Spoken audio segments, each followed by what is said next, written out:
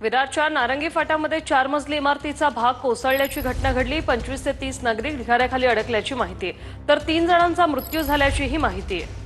9 जणांना एनडीआरएफच्या पथकाने बाहेर काढले।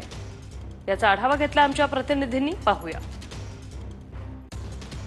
घटनास्थळावरती आहे। या ठिकाणी चा जो भाग जो आहे ही 4 मजली इमारत आहे आणि या इमारतीचा पूर्ण एक भाग जो आहे हा कोसळलेला आहे आणि त्या कोसळल्यामुळं या ठिकाणी जवळपास या ठिकाणचे स्थानिक आमदार जे आहेत स्नेहा दुबे आणि राजन नाईक यांच्याकडून मिळालेल्या माहितीप्रमाणे सध्या तरी 25 ते 30 लोक जे आहेत हे या मलब्याखाली अडकले असल्याची प्राथमिक माहिती आहे। त्यापैकी 3 जणांचा जो आहे हा मृत्यू झाला असल्याची सुद्धा सांगण्यात येत आहे। आता मात्र ही रेस्क्यू ऑपरेशन जे आहे हे सध्या सुरू आहे। 9 लोकांना जे आहे हे रेस्क्यू करून प्रकृती हॉस्पिटलमध्ये दाखल सुद्धा करण्यात आलेला आहे। मात्र आणखी या सर्व रेस्क्यू ऑपरेशन झाल्याच्या नंतरच या मलब्याखाली नेमके किती लोक दबलेले आहेत हे मात्र